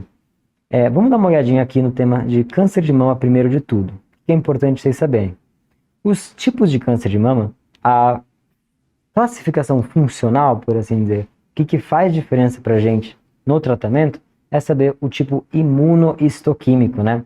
Então, saber se trata de tumor luminais, que aqui eu trago para vocês. São aqueles que têm receptores hormonais positivos, separados em luminal A e B. A diferença entre eles vai ser basicamente a taxa de replicação desse tumor. Então, o KI67 no luminal B, aí acima de 14%, e no luminal A, abaixo de 14%. No geral, são tumores que são muito sensíveis à hormonioterapia, vão receber sempre hormônio, têm melhor prognóstico e são os mais comuns, especialmente os pacientes mais idosos. Já outros subtipos, como o HER2, implica o quê? Que o paciente tem um receptor HER2 positivo. Existem imunoterapias dirigidas para o HER2, como trastuzumab, pertuzumab, que vão agir diretamente nessas células, que por si só, né, tem uma maior taxa de replicação do que os luminais. Então, aqueles tumores que se replicam mais, vocês já podem ligar uma chavinha. Eles respondem mais à terapia sistêmica. O luminal híbrido nada mais é do que um paciente HER2 positivo que também tem receptor hormonal, tá bom? E lembrar, HER2 positivo significa o quê? Ou você tem 3 cruzes na imunistoquímica, ou você tem 2 cruzes com FISH positivo. Já o triplo negativo, o nome já te fala. Todos os 3, estrógeno, progesterona e HER2, são negativos, tá bom? Esse é o tumor aí que também tem grandes taxas de crescimento, grande taxa de replicação e um prognóstico mais reservado. Sediamento também cai na prova, tem que saber. Sediamento TNM. Ah, tem que decorar tudo? Tem. Então, T in situ, é in situ, né? T1 menor ou igual a 2 centímetros, T2 entre 2 e 5, T3 maior que 5, T4A, extensão para a parede torácica, T4B, eu gosto de lembrar vocês de BELI, né? Pele, então cometimento com edema, ulceração, nódulo cutâneo, ou casca de laranja menor que 1/3 da pele. T4C é parede torácica mais pele, e T4D é o carcinoma inflamatório. Esse é aquele câncer que aparece rápido, a mama inteira, né, mais de 1/3 da pele, em aspecto de casca de laranja, com muito edema, e esse aí, por si só, já é indicação de uma mastectomia radical modificada. Então, tirar a mama, fazer linfadenectomia completa. Segmento N, o que é mais importante vocês saberem? N0, logicamente, não tem acometimento. N1, ipsilateral móvel. A partir do momento que o linfonodo axilar se torna fixo ou coalesce com outro, ele se torna um N2. Ou ainda, ele pode ser N2 se houver acometimento exclusivo da mamária interna.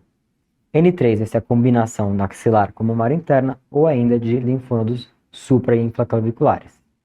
Tá? Mais importante aqui, eu acho que é N1 e N2 para vocês saberem. E metástase é bem intuitivo, né? Ausência de metástase ou presença de metástases. Dá uma olhada nessa questão. Então, paciente 55 anos, ele vai pedir, você já olha as alternativas. Ó, é TNM que eles querem de mim. Então, a gente já vai procurar as informações. É um paciente de sexo feminino, carcinoma ductal invasivo sem outras especificações, estrogênio negativo, progesterona negativo, HER2 negativo. Então, triplo negativo com uma taxa de Ki67 alta. Super esperado. Estadiamento. Mostra pra gente um nódulo clinicamente com 2,5 centímetros, então entre 2 e 5 a gente está falando em um tumor T2. E com relação à axila, dá uma olhadinha aí, não se palpava linfonodos axilares depois da neoadjuvância. Então, como é que a gente fala? Pós-quimioterapia, a gente tem um tumor YT2, YN0. Y significa pós-neoadjuvância. Se a gente fosse fazer pré-neoadjuvância, seria CT3, porque a gente tem um tumor de 5,5 centímetros e um linfonodo endurecido na axila ipsilateral. N1, pelo menos. A gente não sabe se ele é fixo ou não, mas pelo menos seria um N1. Então, T3N1 antes CT3N1. Então, aqui, a nossa resposta é saber fazer o estadiamento. Basicamente, essa paciente já respondia e dava a questão para vocês. O tratamento em si também vai levar em consideração aqueles subtipos que eu falei para vocês. No geral, o paciente que tem um tumor luminal, a resposta à neoadjuvância é menor, né? Você pode fazer a neoadjuvância tanto com químio quanto com hormônio. Para quem? Normalmente para quem tem tumor muito grande, localmente avançado. Se não, no geral, né, esses tumores costumam fazer primeiro cirurgia e depois avaliar a adjuvância com hormônio, mais ou menos químio, a depender do tamanho e do estadiamento. Agora, o que a gente também tem que lembrar no tratamento desses pacientes? Quando a gente tem um paciente clinicamente N positivo, que vai já fazer a cirurgia, se a gente tem um linfonodo que é palpável, um linfonodo que é N1, N2, a realização de linfadenectomia está bem indicada. Já naqueles que são N0, a gente vai fazer a biópsia de linfonodo sentinela. Classicamente, se viesse negativo, pronto, fim da cirurgia. Se viesse positivo, a gente fazia linfadenectomia, tirava os demais linfonodos.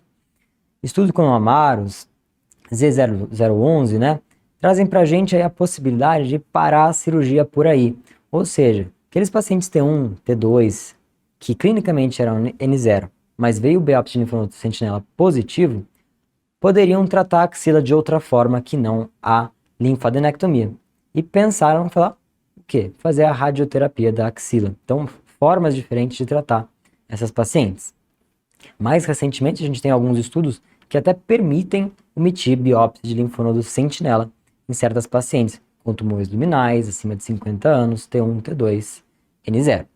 Mas isso eu acho que já é muito avançado, muito novo para cair já esse ano. Foquem mais nos estudos mais antigos, que nem o da Maros, tá?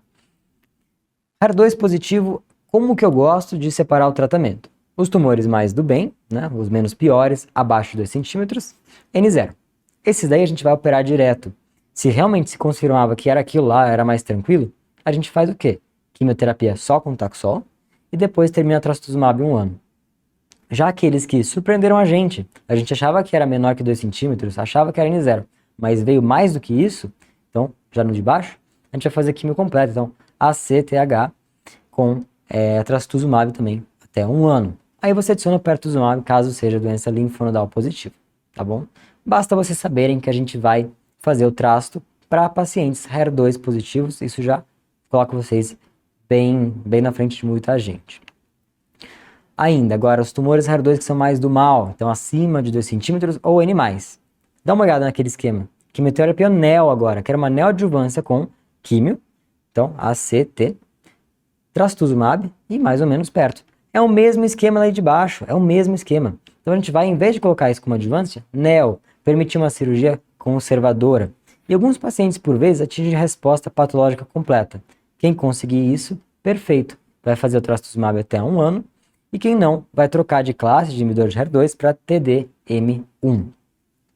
Dá uma olhada nessa questão. Mulher de 35 anos, um cine, mama direita, 4 centímetros. Beleza. Linfonodo axilar à direita, com PAF positivo. Então T2, N1. É N+? Beleza, N+, e a HER2 positivo? Sim, 3 cruzes. Então a gente vai fazer o quê? Um luminal híbrido nesse caso, né? Mas é a mesma lógica do HER2. A gente vai fazer neoadjuvância para essa paciente. E ainda com um KI67 de 70%.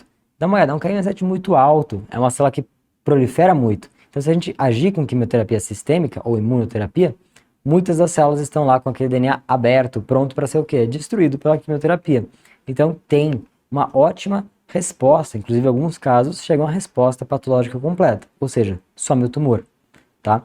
A cirurgia deve ser indicada antes da adjuvância? Não, porque a gente já tem um N+ HER2, então primeiro neoadjuvância. O índice de proliferação celular aqui é muito alto, 70% das células estão se dividindo.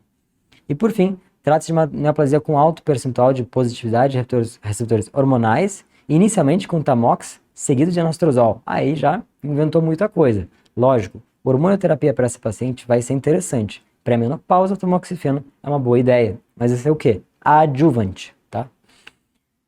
Próximo, subtipo importante, o triplo negativo. O triplo negativo do bem é aquele pequeno, menor que 1 a 2 centímetros, N0. Esse vai para cirurgia e depois químio. Já o do mal, maior que 1 a 2 centímetros ou N+, percebam, é o mesmo padrão do HER2. Então não precisa ficar decorando muita coisa. Decora 2 centímetros, decora N+, que vai para neoadjuvância, no triplo negativo e no HER2. Agora, se for maior que 1 a 2 centímetros ou N+, químio neoadjuvante, pode adicionar o pembrolizumab independentemente do HER2, tá? Opera, e se tiver a resposta patológica completa, a gente vai fim, né? E se não tiver, a gente pode adicionar capecitabina para esses pacientes. Olaparib é uma opção para aqueles pacientes com mutação BRCA. Então, vê essa questão. Gestante, 32 anos, 18 semanas, tem uma tumoração de 7 centímetros. Então, T3, né? Quadrante superior de mama direita, com um tumor invasivo do tipo triplo negativo. Bastava ser maior que 2 centímetros que já estava indicada a neoadjuvância, tá? Mas aqui, jogou escrachado, 7 centímetros de tumor. Aqui a gente tem indicação clara de fazer quimioterapia neoadjuvante para essa paciente, tá? Iniciar com cirurgia não, abortamento legal, não há necessidade, paciente que está aí com 18 semanas, a quimioterapia pode ser sim realizada. A maior contraindicação que a gente tem durante a gestação é a radioterapia. Isso fica muito complicado de fazer durante a gestação. Por vezes é necessário antecipar o parto para essas pacientes. E se for muito precoce a gestação, aí sim, por vezes, considerar o abortamento. Mas para químio não, pode ser feito durante a gestação. E aguardar o parto para dar início ao tratamento, também não, porque daí a paciente vai certamente evoluir com uma lesão muito avançada. Dá uma olhada nessa outra, mulher de 42 anos, core de biópsia de mama direita, de 0,9 centímetros. Então, seja esse tumor um tumor HER2, vai para a cirurgia, né? Seja esse tumor um tumor triplo negativo, vai para a cirurgia. Se for luminal, com certeza vai para a cirurgia, tá certo? Foi optado como cirurgia como primeiro tratamento, perfeito. E aí, o que a gente pode fazer para essa paciente? No geral, cirurgia padrão para câncer de mama ainda é a setorectomia de mama com a biópsia de linfonodo sentinela. Tumor pequeno, relação tumor-mama, respeitando ser menor que 20%, o setor de mama é bem colocado. Lógico, a gente não tem o tamanho da mama dessa paciente, mas eu tenho bastante confiança de que uma coisa menor de 1 centímetro é menor do que 20% da mama dela. Então aqui, setor e biópsia de linfonodo sentinela. Beleza? Perfeito. Axila aqui negativa, então realmente a gente faz BLS. E CDIS? CDIS, que é importante vocês entenderem? É uma proliferação aí, uma lesão pré, né, que eventualmente pode se tornar câncer, né? Ao longo de 10 anos, uma boa quantidade se transforma em câncer. É uma proliferação de células dentro dos ductos sem invasão da membrana basal. 14 a 46%, né, evoluem para câncer em 10 anos. Existe um risco de subestimação, então alguma lesão que foi diagnosticada como CDIS, você viu calcificações em 10 centímetros da mama, biopsiou uma região, veio CDIS, 20% dos casos tem algum invasivo se escondendo em outra região que você não biopsiou. E ainda existe uma taxa aí de recidivas do tipo invasores nesses CDIS, reforçando a necessidade de a gente fazer o tratamento precoce para evitar recidivas e evitar lesões invasivas posteriormente. Tá? Tratamento padrão, setorectomia, no caso, grande maioria dos pacientes, ou masté. A masté você vai fazer quando? Eu tenho uma mama média para pequena e eu tenho muita calcificação na mama inteira. Vai fazer o quê, né? Se toda a calcificação é suspeita, tem que tirar tudo. E o BLS também ainda faz parte do manejo daqueles CDIS que a gente vai fazer, por exemplo, mastectomia, ou que você tem grande suspeita de lesão invasora, é nodular, acima de 3 centímetros, e pensar justamente naqueles CDIS que você provavelmente está subestimando, tá? Apesar de que, por definição, o in situ não invade membrana basal e muito menos a parte linfática. Então o BLS está aí para quê? Para aqueles que a gente está subestimando. Radioterapia vai ser feita se for cirurgia conservadora e hormonioterapia pode ser oferecida por 5 anos se for receptor hormonal positivo, seja tamoxifeno ou inibidor de aromatase. Dá uma olhada aqui. As radioterapia aqui apresentam um tratamento sistêmico padrão para o CDIS. E aqui eles vão te confundir. Eles vão te dar CDIS e vão te dar algumas informações de receptor de estrógeno, progesterona e HER2, né? A gente faz essa imunohistoquímica? Faz. Por quê? O paciente HER2, CDIS tem maiores taxas, a gente fica mais alerta. Mas muda a conduta? Não. A gente não faz tratamento sistêmico para CDIS, tá? Sistêmico quimio e imunoterapia. A gente faz apenas hormônio. E quando? Quando tem receptor de hormônio positivo. Então, nesse caso, a gente tem uma paciente pré-menopausa, 45 anos de idade, a gente vai fazer tamoxifeno para ela, tá? Nenhuma outra terapia está indicada. O HER2 aí não precisa de terapia-alvo. Imagem. Lembrar do BIRADS, né? A classificação de BIRADS é de 0 a 6, sendo que 0 é aquela incompleta que precisa de outras incidências de mamografia ou um ultrassom para complementar. 1 negativo, 2 benigno. 3 achados provavelmente benignos. 4 e 5 suspeitos que merecem biópsia. E por fim, 6 é aquela malignidade que já está comprovada. Então, conhecer a classificação de BIRADS de cada um e a conduta de cada uma é essencial para a sua prova de mastro, tá? Não dá para chegar na prova sem saber a tabelinha. Olha aqui, mulher de 55 anos, menarca aos 10, não tem terapia hormonal de reposição, compara essa consulta com a mamografia BIRADS 5. O que associa a sua conduta correta? Então, era só isso que você precisava saber. BIRADS 5, volta no slide, é uma paciente com altamente sugestivo de malignidade. É aquele cara que tem, aquele cara não, né? Aquela moça que tem uma lesão especulada associada a distorção arquitetural, edema de pele, retração ou até uma linfadenopatia na mamografia ou no ultrassom. Então, são lesões que já tem cara, focinho, tem tudo para ser câncer. Então, aqui a gente já tem uma paciente com alta suspeita de malignidade e vai fazer o quê? Uma biópsia, tá? Seja ela córnea, anatomia, depende do tipo de lesão que foi encontrada na mamografia. Então, inconclusivo seria BIRADS 0, suspeito de malignidade seria BIRADS 4, C, provavelmente benigno, a gente estava falando de BIRADS 3, e aqui, altamente sugestivo, BIRADS 5. Lembrando só no BIRADS 3, o que vocês vão fazer? Lembrar de repetir esses exames, então, seguir esse nódulo por pelo menos 2 anos. Então, primeira vez você viu, repete em 6, ficou estável, repete em 6, ficou estável, repete em 12. Deu total de 2 anos, está igual, BIRADS 2. Modificou, ficou mais feio, vira BIRADS 4 ou 5. Ficou tudo igualzinho, tudo bem, downgrade, vira BIRADS 2. Aqui achados importantes para vocês saberem de mamografia. Então, por vezes, eles podem trazer para vocês algumas palavras-chave que querem te dizer, isso aqui é benigno ou isso aqui é maligno. Então, lembrar, achados são certamente benignos. Calcificações cutâneas, grosseiras, em pipoca, vasculares e leite de cálcio. Tá? Achados provavelmente benignos, assimetria focal não palpável, puntiformes, fica um pouco em cima do muro.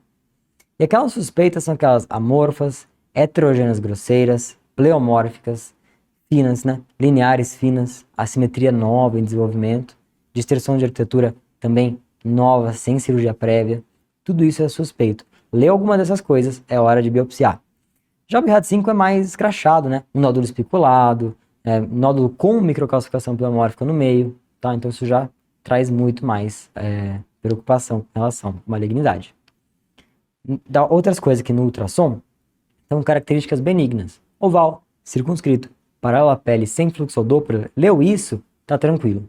Agora, leu outras coisas. Então, redondo, irregular, microlobulado, né? As bordas indistintas, anguladas, especuladas, não paralelo à pele, ou com sobreacústica posterior. Chama atenção para um nódulo suspeito, um nódulo BIRADS 4, BIRADS 5, biopsiar, tá bom? E falando em biópsia aqui, eu vou trazer alguns tipos que a gente tem. A PAF, geralmente, a gente vai fazer para quê? Para avaliação linfonodal, né? A PAF não é muito boa para avaliar arquitetura, para avaliar imunistoquímica. A gente vai usar normalmente para aquele linfonodo que a gente já sabe que tem um primário câncer de mama e que a gente quer saber, está acometido ou não, sim ou não. E não exatamente se a arquitetura está, como é que está, qual que é a região que está acometida, como é que é a imunistoquímica. Cistos sintomáticos também podem ser aspirados quando recidivantes, que causam deformidade para o paciente, muitos sintomas. Então, esses a gente pode aspirar. A punção por agulha grossa, ou core biopsy, é um tipo de biópsia, porque a gente consegue fazer relativamente de forma barata, pouco índice de falso negativo, ela é guiada pelo ultrassom, e tem diagnóstico anatomopatológico e imunistoquímico. Já se a gente quiser dar um passo para frente, então uma biópsia um pouco maior, um pouco mais robusta, a punção assistida a vácuo ou mamotomia permite fragmentos maiores e ainda é o melhor exame para avaliar microcalcificações. Então acho que isso aqui é a palavra que vocês precisam decorar, porque viu microcalcificação, pensa em mamotomia, MM, beleza? Ufa! Então vamos falar agora um pouquinho de genética para os nossos pacientes com câncer de mama. Lembrar que câncer de mama, assim como outras neoplasias, pode ter associação com síndromes hereditárias. A principal, que todo mundo conhece aí, é a BRCA1, BRCA2, né? A síndrome de câncer de mama e ovário hereditário. BRCA1 tem uma penetrância maior, né? Então, são pacientes que podem desenvolver câncer de mama aí muito mais cedo e câncer de ovário até em idades muito precoces, sendo indicada a salpingoforé profilática nos dois. Lifralmene, aí também tem uma penetrância enorme para câncer de mama. Mas para que também? Outras neoplasias também muito graves, como sarcoma de partes moles, osteosarcoma, sistema nervoso central, adrenal, leucemia, cólon, todas outras que muitas vezes, apesar da gente ver uma penetrância maior na lifralmene, os pacientes podem não chegar a viver o suficiente para desenvolver o câncer de mama, tá? Então, muitas vezes o protocolo, né, de segmento desses pacientes é com ressonância de corpo inteiro, de tanta neoplasia que elas têm. Síndrome de Cowden também tem uma A da Cowden para baixo, né, a gente tem uma penetrância um pouco maior. Então, Cowden com PTEN, né, Poitts-Jaegers, carcinoma gástrico difuso hereditário, ataxia telangiectasia, variante Li-Fraumeni, PALB2 e ATM são outros genes que vale a pena ter ouvido falar. Mas esses principais que você viu aí em cima, BRCA1, BRCA2 e P53, são os mais importantes para entender, tá? Que nessas pacientes a gente tem muita penetrância aí e muito risco de câncer de mama. Tanto que pode ser indicado o quê? Mastectomia redutora de risco, né? Profilática. Seguindo, então dá uma olhada nessa. Vários são genes relacionados com a probabilidade de desenvolvimento do câncer de mama, né? Igual ou superior a 50%. Eu achei péssima essa questão, né? Assinala qual das alternativas se relaciona a uma probabilidade inferior a 40%. Então, vamos voltar lá. A gente está vendo aí já BRCA1, TP53, a gente já sabe que é muito maior do que 40%. Agora a diferença entre PALB2 e ATM, né? PALB2 você vai ver que tem a 45 a 60, né? Uma penetrância média, né? E a gente tem do ATM entre 12 a 40. Então, neste caso, a gente sabe que é o ATM, mas eu achei uma questão bastante sacana, saber de cor esses números aí para probabilidade de desenvolvimento de câncer. Achei que era mais interessante colocar, por exemplo, algum outro gene, como BRCA2, por exemplo, né? Mas enfim. Pacientes que então têm sabidamente uma mutação, ou alguém da família, né, próximo de primeiro grau tem mutação, tem indicação de fazer um rastreio diferente. Não dá pra gente esperar os 40 anos para fazer mamografia. A gente vai fazer o quê? Mamografia mais ressonância intercaladas. Então, digamos, janeiro mamografia, julho ressonância, janeiro mamografia, julho ressonância para essas pacientes, né? Ou ainda, aquelas pacientes que têm uma história familiar muito forte, que não tem diagnóstico genético, a gente pode fazer um score, então, por exemplo, Tyrer-Cuzick, que a gente vai ver se a paciente tem um risco de câncer de mama na vida maior ou igual a 20%. Bateu 20, ela vai fazer o mesmo rastreio, tá? Ressonância magnética anual, e aí depende da mutação, quando que a gente vai começar, tá bom? No geral, 10 anos antes da idade do parente mais jovem, não antes dos 30, naquelas que não tem parente, não tem, né, mutação genética. BRCA1, a gente vai começar também, mesma coisa, né, mas não antes dos 25, TP53 não antes dos 20, percebe? É mais grave, então começa mais cedo. E BRCA2 não antes dos 30, tá certo? E agora, o que é importante? Pacientes que não têm fator de risco aí na família ou que não têm mutação genética. Vai ser o rastreio habitual. Se você pegar pela Sociedade Brasileira de Masto, Febrasgo, Colégio Brasileiro de Rádio, a gente faz do 40 aos 74 anos e só vai parar, né? Você vai reavaliar os 74 e falar, ó, esse paciente tem expectativa de vida maior que 7 anos? Sim. Então continua. Não, para. Ministério da Saúde e INCA são um pouco mais conservadores com recursos. Então, a gente vai fazer uma mamografia bienal. Então, ano sim, ano não. Entre os 50 e 69 anos de idade, tá? Basicamente, saber isso já te ajudava a responder essas questões. Olha lá, duas irmãs, AS e DS, procuram um ambulatório, né? AS tem 30, DS tem 50. Ele quer saber aqui, para esse paciente AS, o que a gente vai fazer de rastreio? Então, vamos ver a história dela. A AS tem 30 anos, então 30 anos, normalmente a gente não precisa de rastreio. Vamos ver o que mais. Não possui antecedentes familiares. O que a gente vai ver em relação ao Colégio Brasileiro de Rádio, né? Da SBM, aqui da Febrasgo, vão indicar o quê? Começar dos 40, né, aos 74 anos. Alternativa B. Bastava saber isso, tá bom? Já a DS, né, que tem 50 anos, vai começar. Então, para o paciente DS apresentado no caso, o que a gente vai fazer? A gente vai fazer mamografia anual dos 40 aos 74 anos. Mas você não encontrou isso aqui nas alternativas. Vamos ver o que mais eles falam. O ultrassom pode ser considerado adjunto à mamografia em mulheres com mamas densas. Perfeito. A gente pode realizar esse ultrassom como complementação. Por quê? Na mamografia, quando ela é muito densa, né, paciente com 40 anos, pode acontecer. Aquela mama fica um borrão branco.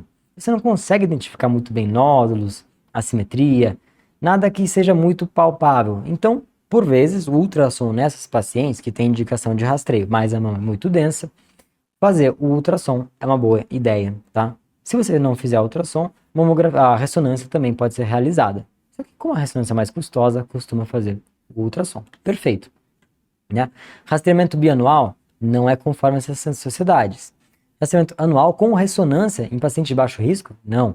E por fim, D. Recomenda rastreio anual com ressonância também. Não, a gente não faz ressonância de rotina para paciente de baixo risco. A não ser que você veja um paciente que você vê que é muito densa a mama, não vai fazer ultrassom, vai fazer ressonância, caso a caso. Mas não é a orientação padrão. Dor mamária, tá? Então, dor mamária, saber que a grande parte das causas de dor mamária, na verdade, é idiopática ou que ainda é não oncológica, já te ajuda muito a responder às questões. Tem muita relação com o fator hormonal, com a variação do ciclo menstrual da paciente, e existe também um componente psicológico para qualquer dor, né? Seja ela de mama, seja qualquer dor, que pode exacerbar. Ela pode ser cíclica ou acíclica, pode ser classificada ainda como proveniente da mama em si ou extramamária. Extramamária, o que a gente tem? Refluxo, infarto, costocondrite, causas que não vêm da mama em si. Dor mamária acíclica, então lembrar especialmente de casos como ectasia ductal, hipertrofia mamária, presença de macrocistos sintomáticos, trauma e síndrome de Mondor, que é a tromboflebite superficial das veias superficiais da parede torácica. Dor extramamária, por sua vez, comentei com vocês, então tem costocondrite, aqui herpes, angina, refluxo, dor musculoesquelética, infarto, bursite, um monte de coisa aí que não é da mama em si. Então, saber que podem ter outras causas é suficiente. Tratamento geralmente não medicamentoso envolve o quê? Orientar a paciente, falar, olha, tá tudo bem, a gente examinou, né, viu esse paciente, fez exames propedêutica necessária, caso seja, né, indicado. Orientou ela, falou, ó, tá tudo bem, não tem nenhuma lesão suspeita, não tem câncer aqui. Orientar um sistema com melhor suporte já é quase suficiente para grande parte das mulheres, né? Mais de metade das mulheres já melhoram assim, entendem melhor a dor e reduz um pouco a sintomatologia. Tratamento medicamentoso inclui basal, né? AN de pirona, antidepressivo e ansiolíticos para casos mais refratários, e o tamoxifeno pode ser considerado, mas é apenas para casos extremamente refratários de pacientes com muita dor no menacme, com muita mastalgia cíclica, tá? Vamos dar uma olhada nessa questão. Mulher de 33 anos, dor mamária há 8 meses, então sem fator de melhor ou pior. Então, longa duração, jovem, pior antes da menstruação, então relacionado ao ciclo menstrual, melhora depois. Qual que é a conduta que a gente vai fazer agora? Orientar essa paciente e reavaliar precocemente, tá? Lógico, o exame físico tá aí te mostrando, não tem anormalidade, não tem nodulação, não tem nada que chame atenção. Então a gente pode simplesmente orientar. Isso costuma ser ótimo como conduta. Fluxo papilar. Então, fluxo papilar, a gente tem que lembrar quais são as características que chamam a atenção. Então, teve um derrame espontâneo, né? Ele é unilateral, uniductal, hemorrágico, cristalino, seroso, associado a nódulo, então paciente mais idosa, ou é um paciente masculino, tudo isso liga um alerta, fala, ups, alguma coisa não tá legal, né? Se tiver qualquer uma dessas coisas, a gente vai fazer imagem, mamografia, ultrassom. Achou a causa, vai lá e investiga e trata. Ah, é um papiloma ductal, é uma ectasia ductal, ah, é um paciente tabagista. Pode ser qualquer coisa, né? Aí você vai tratar de acordo com o que você encontrar. Ah, não achei nenhuma lesão, pode-se considerar ressonância ou uma cirurgia com exérese do ducto acometido, se você encontrar, ou até de todos os ductos, se você não encontrar exatamente aquele acometido. Lesões intraductais são causas, né? São a principal causa de fluxo papilar. Costuma ser serohemático, né? Ou seroso. Essas lesões podem ou não ter atipias. Aquelas com atipias necessitam de uma incisão cirúrgica, né? E aquelas sem atipias, se você né, removeu a lesão inteira, ótimo. Se não, tem que tirar a lesão, o resto dela. Porque ela pode abrigar, por vezes, atipias e até carcinomas in situ invasivos. Dá uma olhada nessa questão. Então, olha lá, mostra aqui um pouco de multimídia, né? Então, mulher de 52 anos de idade, secreção mamilar sanguinolenta, espontânea, do mamilo direito, há 3 meses. Então, é espontâneo? É sanguinolento? Esquisito. Principal causa é sempre papiloma intraductal, que é esse bichinho aqui. Então, o ducto, você está vendo aqui a gente tem essa lesão, né, meio ovalada, meio polipoide, dentro do ducto mamário. Esse é um papiloma intraductal. Conduta, fazer a biópsia, remover essa lesão. Se ela for removida por completo, avaliar se tem atipia, se não tem, se saiu por completo ou não. Tá? Aqui então, outra paciente de 44 anos, que a gente tem uma queixa de saída espontânea de secreção pela papila, né, há 1 mês. Aqui dá uma olhada, exame físico, tudo bem, mama direita sem alterações, esquerda uniductal com ponto gatilho às 12 horas, sem nódulo palpável. Então o que a gente vai fazer? Identificou uniductal, né, unilateral, espontâneo, coisas que chamam a atenção, fazer mamografia e ultrassom. Caso não encontrar, você pode fazer biópsia cirúrgica ou até ressonância, mas aqui foi direto para biópsia cirúrgica, né? E aqui, ó, se normais, segmento em 6 meses. Não, se normais a gente tem que continuar a investigar. Orientar não manipular a mama. Olha, essa é uma coisa que a gente sempre orienta os pacientes que têm fluxo, né? Não ficar manipulando a mama por conta disso. Às vezes elas acham que ficar removendo é melhor para não acumular. Não tem isso, isso inclusive pode piorar o fluxo mamilar, papilar, né?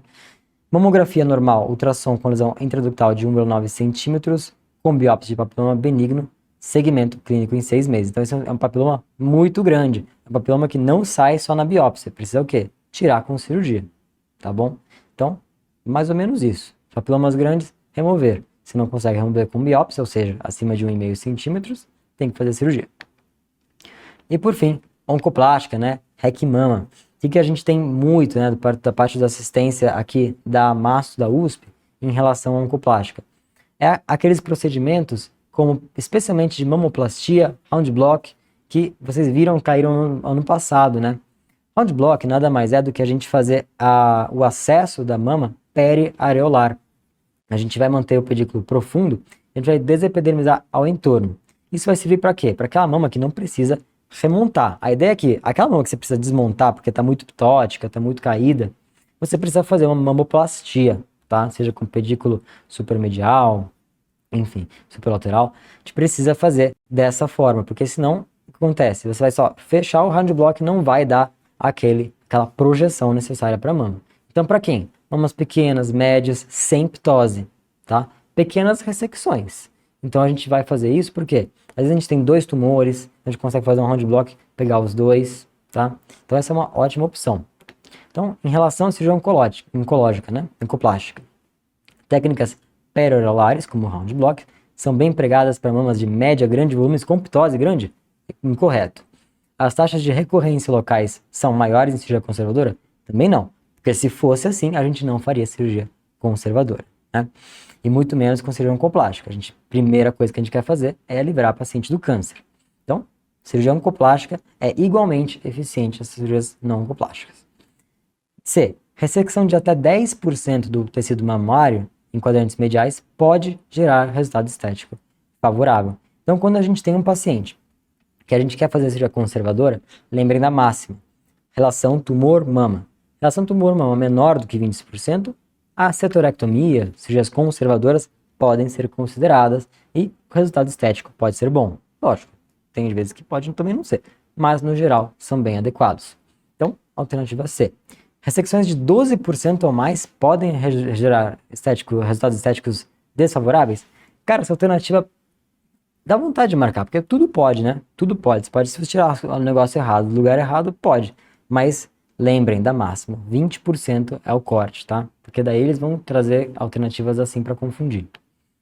Mamoplastia pode ser feita com pedículo superior, supermedial, né?